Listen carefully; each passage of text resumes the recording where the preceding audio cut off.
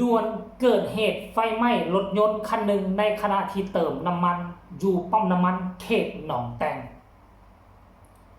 กราบทักทายสบายดี FC ทุกท่าน FC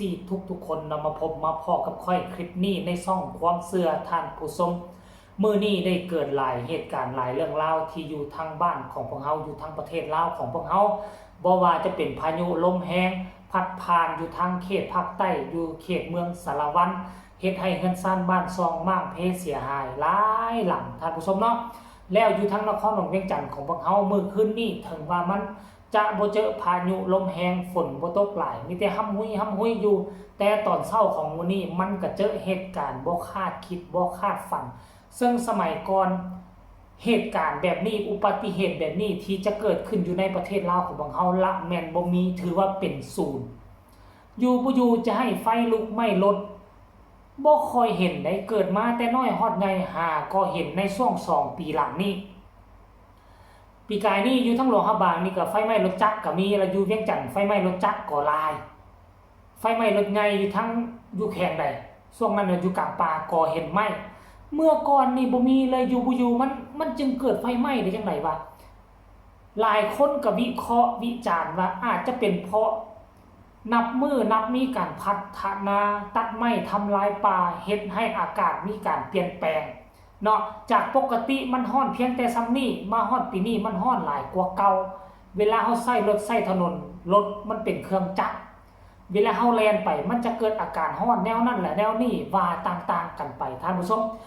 เรื่องไฟไหม้รถนี่มันมีหลายปัจจัยแล้วมันมีหลายสาเหตุถ้าไหม้อยู่ในขณะที่เฮาขับไปกลางป่ากลางดงอยู่บนถนนหนทางแล้วไหม้มันมีสาเหตุหลักๆนั่นก็คือหม้อน้ำอาจจะแห้งถ้าหม้อน้ำแห้งเกินไปรถใหญ่มันขับมันใส่กำลังแล้วมันเกิดอาการร้อนหลายแล้วมันก็จะเกิดอาการไฟไหม้มันเป็นไปได้เนาะหลายอาการแต่เหตุการณ์ไฟไหม้มื้อเช้านี้อยู่ทั้งนครหลวงเวียงจันทน์อยู่ปั๊มน้ำมันแห่งหนึ่งก็แล้วกันอยู่ทั้งหนองแตงท่านผู้ชมเนาะเขตหนองแตงไหม้อยู่ปั๊มน้ำมันตามที่ข้าพเจ้าสังเกตแล้วตามที่กฎระเบียบของเขาถ้าหากว่ารถคันใดจะเข้าไปเติมน้ำมันอยู่ทางปั๊มและแมนเขาให้ดักจับหม้อจักรถสากลบ่ให้ติดเครื่องบ่ให้เปิดเครื่องไว้เขาก็บอกแล้วว่าถ้าเปิดเครื่องไว้โอกาสที่ไฟจะติดเป็นเพลิงไหม้นี่มันมีสูงเพราะว่าอย่างน้ำมันนอกจากที่พวกเขาเอาท่อแย่เข้าไปในม่องเติมน้ำมันแล้วถังน้ำมันนั่นน่ะเนาะมันจะมีไอก๊าซไอของน้ำมันนั่นน่ะอยู่ในน้ำมันนี่มันจะมีปนก๊าซปนแก๊สอยู่ในหั่นเวลาเขาเปิดน้ำมันลงใส่ท่อไอมันจะตีออกมาทางนอกถ้าหากว่าเขามีการติดจักรรถอยู่รถมันมีความร้อนจากการเขาขับเดินทางมาเติมน้ำมันพอแห้งแล้วเวลาความร้อนมันไปกระทบใส่ไอตัวนั้นมันจะก่อให้เกิดเป็นแปลวไฟลุกคืบขึ้นท่านผู้ชมเนาะแต่ว่าการที่ค่อยเว้านี่ก็บ่ได้หมายความว่าเหตุการณ์นี้มันจะเป็นแบบคือค่อยเว้าท่านผู้ชมเฮาสังเกตอยู่ทั้งต่างประเทศเฮาเห็นหลายครั้งหลายคราวเพราะว่าจะเป็นเติมน้ำมันรถใหญ่เพราะว่าจะเติมน้ำมันรถจักรมันเกิดอาการแบบนี้ขึ้นมาและอีกอย่างนึงเขาบอกว่านอกจากจะให้มอดจักรรถแล้วบ่ให้ติดจักรรถแล้วปิดกุญแจแล้วที่สำคัญคือห้ามลิ้นโทรศัพท์ห้ามลงโทรศัพท์มันมีคลื่นสัญญาณเวลาที่ไอแก๊สไอน้ำมันมันกระทบใส่คลื่นสัญญาณมันก็จะติดเป็นประกายไฟขึ้นมาอันนี้อิงตามวิทยาศาสตร์เขาเว้าท่านผู้ชมเนาะเหตุการณ์มันจะเป็นอะไรนั้นให้พวกเจ้าไปเบิ่งคลิปนี้จากเหตุการณ์โตจริงไฟไหม้รถแต่ยังใครเนาะได้ยินว่ามันมีรถขนน้ำอยู่ใกล้บริเวณนั้นก็คือตลาดลาวโอซี่เขามีรถน้ำโดยเฉพาะเอาไว้ดับเพลิงยังใครว่าเขาแลนมาดับแก้ไขได้อย่างทวงทันแต่ว่าความเสียหายของรถนั้นตามที่ค่อยประเมินเบิ่งแล้ว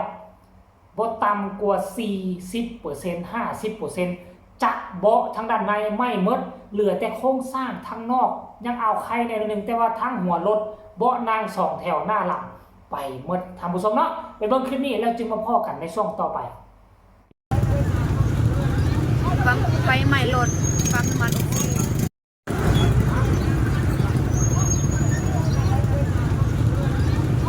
ไฟไหม้รถปั๊มน้ำมัน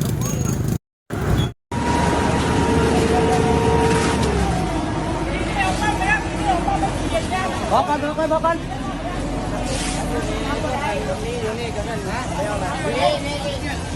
ก็เข้าใจรถน้ำตลาดแล้วองค์ที่มีออกมาดับไฟสวยทัน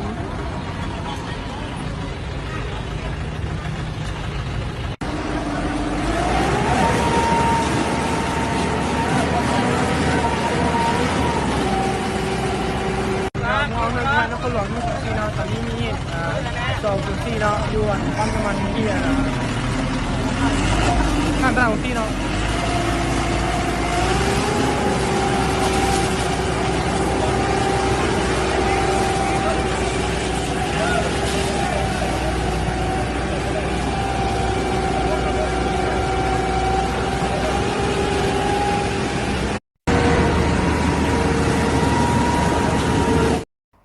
เป็นจังไหนทุกคนคลิปแรกเขาเห็นไฟกำลังประกายไฟกำลังลุกเพิ่มขึ้นถ้ากรณีว่าเป็นเด็กปั้มของต่างประเทศนะไฟลุกเพิ่มขึ้นปั๊บเขาจะแลนไปเอาบังดับเพลิงมาดับทวงทีทวงทันเวลาแต่ตามที่ค่อยเบิ่งคลิปผู้ที่เขาทายเขาก็อยู่ข้างของปั๊มน้ำมันนั่นแหละเขาทายมาปล่อยให้ไฟลุกขึ้นจากกระโปรงหน้ารถออกมาทางด้านนอกเป็นเปลวขึ้นสูงเติบเกือบเป็นแมตแต่เป็นอย่างคือเพื่อเห็นว่าเด็กปั้มเอาบังดับเพลิงแลนมามอดอันนี้คืองงเนอะคือด้วยความเป็นมาตรฐานของบ้านเฮาเด็กปอกเด็กปั้มกับมาตรฐานต่ำบ่ได้ฝึกฝนรอหลอมคือทั้งต่างประเทศโดยเฉพาะคือเด็กปั้มไทยนี่เขาจะฝึกฝนรอหลอมเรื่องการดับเพลิงเรื่องการกู้ภัยและบังดับเพลิงก็จะตั้งอยู่กับหัวจ่ายน้ำมันหันเลยเนาะอาจจะหัวใจละหนึ่งบังท่านผู้ชมเนาะเกิดปุ๊บพวกเจ้าไปหาเบิ่งรถอยู่ในประเทศไทยเนาะไฟไหม้ปุ๊บเขาโดดไปใส่เลยจับแต่ว่าบ้านเฮาเฮ็ดจังได๋ลือว่าป้อมน้ำมันตัวนี้เป็นป้อมน้ำมันชื่อดังมันต้องมีบังดับเพลิงร้อยชนร้อยอยู่แล้วเนาะท่านผู้ชมแต่ว่ามันคือว่าบ่เห็นดับแต่ว่าบัดสุดท้ายหลังจากที่รถดับเพลิงแต่ว่ารถดับเพลิงบ่แม่นรถดับเพลิงของรัฐของหลวงของหยังบ่แม่นตำรวจดับเพลิงแต่อย่างใดมันเป็นรถดับเพลิงมันเป็นรถฮดน้ำนะฮดน้ำของตลาดลาวออซี่เขาก็เลยเอารถโฟล์คลิฟต์แล้วก็เอารถฮดน้ำมันมาช่วยฮดและพอรถดับไปแล้วจึงเห็นบั้งดับเพลิงบั้งเดี่ยวข้อล้อซ้ำนี่บ่คิดบ่ฝันว่าอันน่ะป้อมน้ำมันระดับสากลขนาดนี้นะมีหลายสาขาอยู่ต่างประเทศเป็นอย่างจึงมีบั้งดับเพลิงแต่บั้งเดียวและดับไฟบ่ทันถ้ารถโฟล์คลิฟต์กับรถนั่งบ่มาเผลอๆมันจะลามใส่หัวใจน้ำมันเกิดเป็นระเบิดใหญ่ขึ้นมาด้วยซ้ำไปอุทาหรณ์สอนใจการใช้รถใช้ถนนยามนี้มันยามฮ้อนเขาต้องระมัดระวังกวดเช็ครถเวลาไปเติมน้ำมันให้มอดจักยาสุใส่โทรศัพท์ตามที่กฎระเบียบเขาว่างอ้อคลิปนี้ฝากฝังไว้สำนี้ใครมีคำตำหนิติชมคำคิดคำเห็นแนวใดต่อเหตุการณ์นี้ก็ส่งมาใต้คอมเมนต์พบกันใหม่ในคลิปหน้าสำหรับคลิปนี้ขอกล่าวคำว่าสบายดี